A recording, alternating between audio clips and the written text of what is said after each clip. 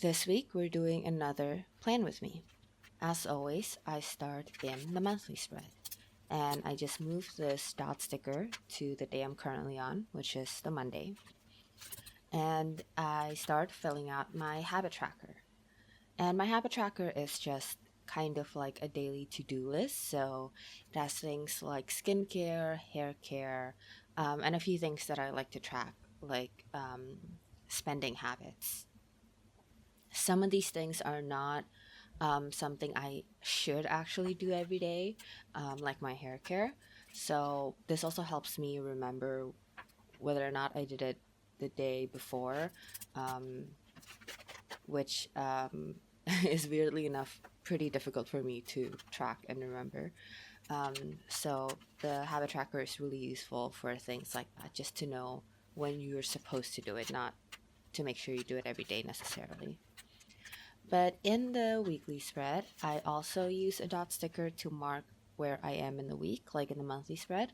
But here I use a white dot sticker because I really wanted to kind of blend into the weekly spread and just be identifiable if I'm actually looking for it. If you've seen my previous videos, you know that this is weirdly a problem for me. I just have a really bad time tracking where I am in the week or in the month, whatever. So these dot stickers are really helpful.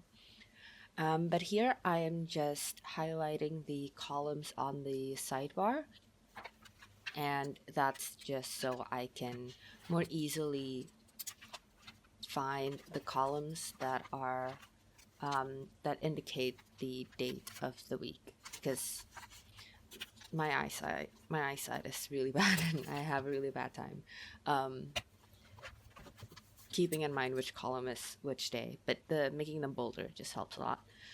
And here I'm migrating events, dated items from the monthly spread to this sidebar, marking which day they are on those bolded highlighted columns. Last week I talked about my pen problems. The Sarasa pen, as I'm sure a lot of people already know, is really inconsistent lately, and so am having a bit of a crisis over that. So here I'm actually using my Sarasa Dry in zero point 0.7, which isn't inconsistent. However, I did discover that it bleeds a lot on the Tomoe River paper, at least this new one. I don't know about the old one. And that's really disappointing because it writes really well. It's really thick too, which, to be fair, is maybe a little too thick. I'm not used to that as well. But it was just really nice, and I thought it would be a great alternative, but it doesn't really work well because it bleeds too much. Usually, I don't mind like really bad ghosting or anything like that, but bleeding really screws up with the grid on the other side of the page, and I already have a bad enough time with my eyesight. I can't. Sometimes I have a hard time seeing the grid just, without interference. And with this bleeding, when I was writing in my reading journal, so whenever I'm doing long form writing, it I can't read the grid at all, basically. My writing just goes haywire and I already can't write straight, so it's a big problem. I do end up trying out a few pens over the course of the week, and I'll show you what I've got at the end of this plan with me, I think, when I'm showing you my final weekly spread. But yeah, for now, I am using the Sarasa Dry zero point 0.7, and as you can see, it is very bold, so much bolder than the pens I was using before. Um, but I do really like that, and I kind of miss it. I wish it didn't bleed so that I can just keep using it. But here, as always, I am dividing up the columns, or assigning each column a specific project or category, and migrating those tasks from the previous week. And I just cross off the tasks that I am discarding, that I decide I don't have time to do that after all, or it's not as important, or I decide I don't want to do that anymore. Um, but for the ones I'm migrating, I do a chevron sign to mark that it's migrated to the next week, which is from the bullet journal method. And here on the first column, I have a specific project, and just like last week, I actually ran out of space in the sidebar for events. So I do extend that to the first column that's supposed to be for my first project. And this is a problem that I keep having. So I think in the future, I'm gonna change up the way I use this sidebar.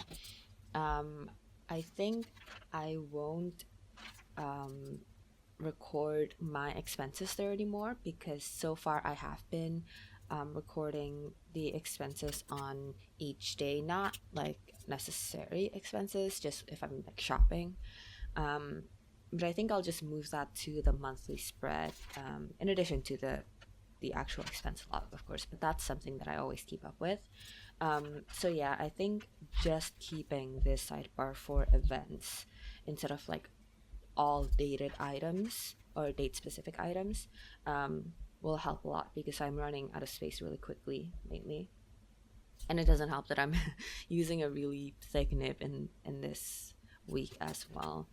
Um, but yeah, that's something that I'm looking to change, and I'll definitely show you how much it how much space it took up in the first column that was supposed to be for my projects later when I show you my final spread.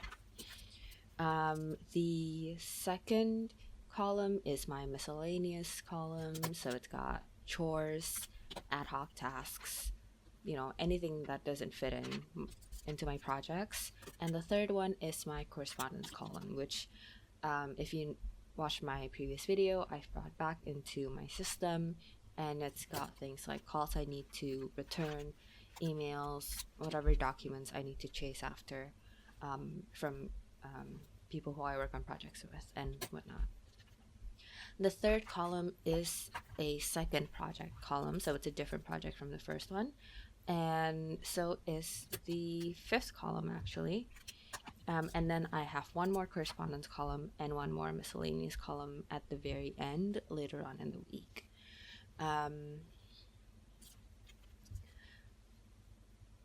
I have really fluctuating weeks, between weeks that are very full and weeks that are not so much. And that's definitely because I usually can only write more items down, more tasks down when I've finished the previous one, in the sense that when I do something, it actually, um, you know, kickstarts more tasks that I then need to do next, because a lot of these things are project based. Um, so a lot of my weekly spreads start out looking, a quarter full or something like that, and tasks only spring up once I finish those items. And I usually can't really tell what the next step would be, because the first the whatever the current task is not finished yet. So I don't think I've ever explained how the tasks in the weekly spread multiply so much over the course of the week, but that's usually why, because these are very specific tasks, but not only because they're broken down, but also because um they other tasks spring up once I finish them. But this is how the spread is looking at the end of my planning. This is how the spread is looking at the end of the week. So it is Sunday and at the start of the day too, so I still have quite a bit to do, but I'm filming this in the morning because I have a bit to do.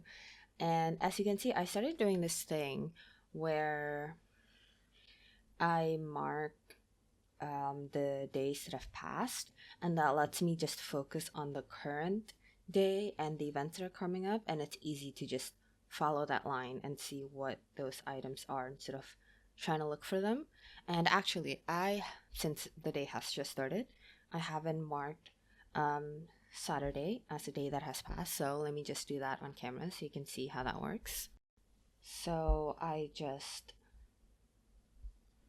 mark that with a gray pen or a gray Tombow brush, and now it's clear that we are now on the Sunday and these are the items that I have coming up. So hopefully that's clear.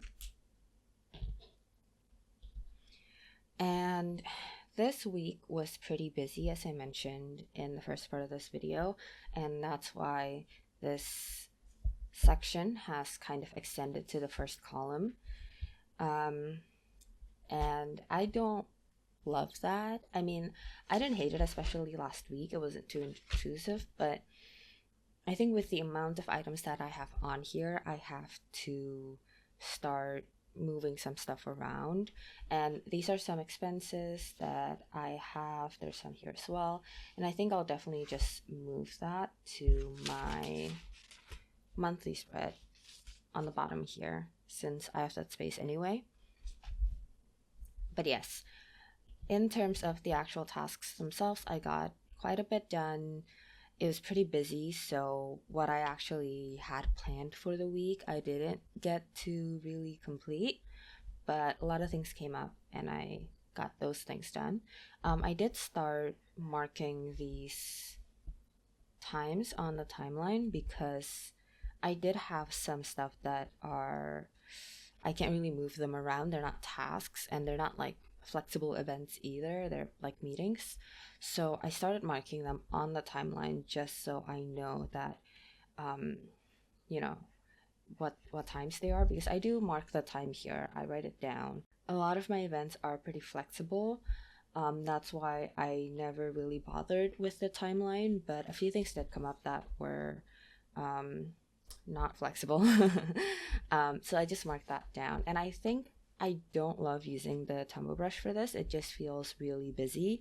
And in the future, if I have things like that, I think I would just use the pen and write that on the line instead of, covering the time. So hopefully that makes sense. Yeah, you can see actually that my pens vary throughout the week, and that's because I've been trying to figure out, what pen to use now that I've been trying to not use the Sarasa gel pen anymore. So I tried the Sarasa 0.7, that's really bold, and I love that, but it bleeds a lot, like a lot. I wonder if I can show you actually. I realized when I was doing my reading journal and I couldn't write on the other side. It was really difficult. Here we go. Okay, you might not be able to see this on camera, but you can really see the bleeding here.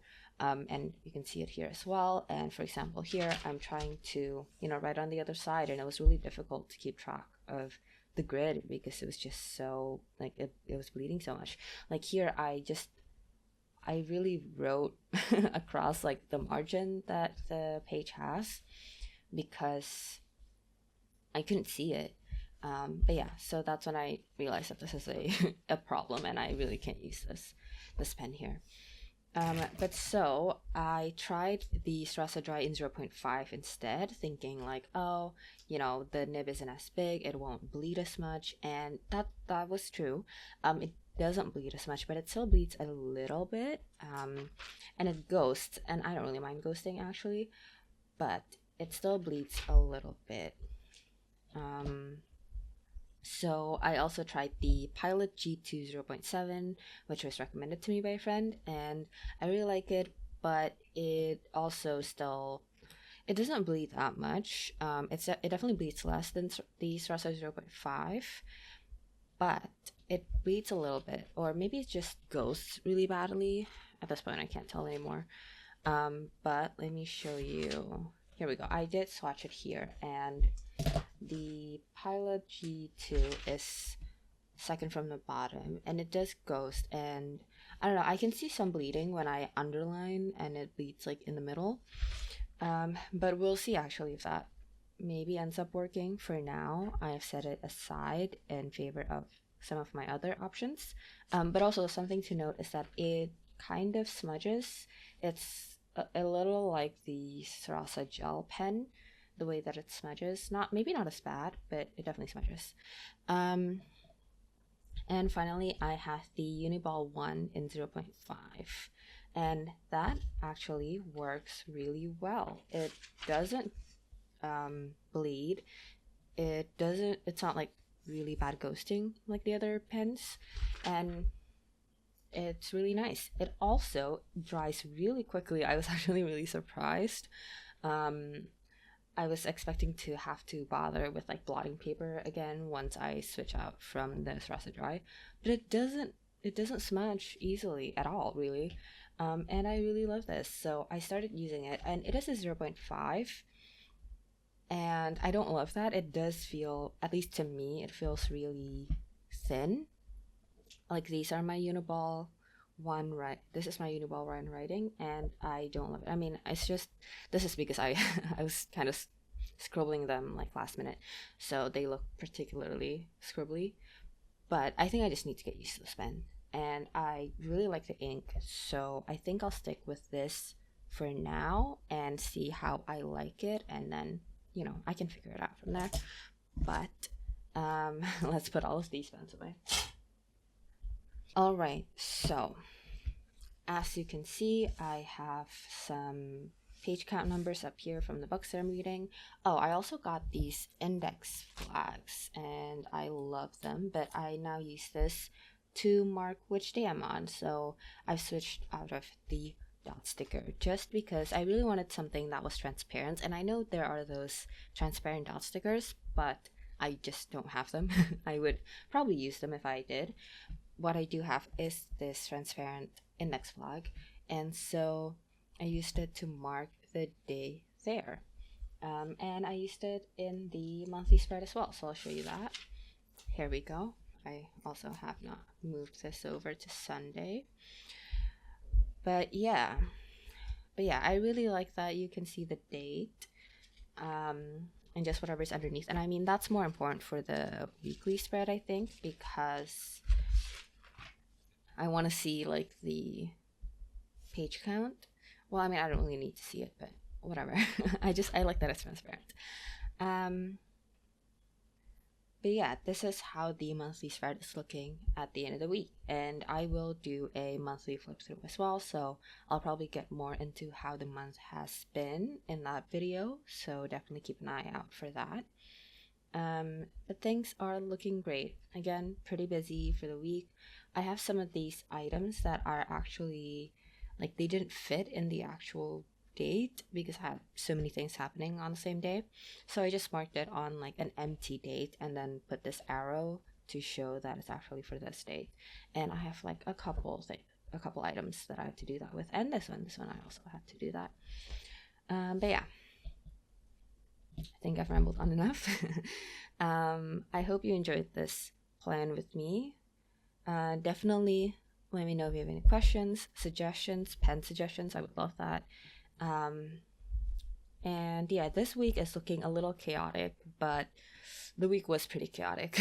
So that's an honest enough reflection. Thank you so much for watching, and I hope you enjoyed this.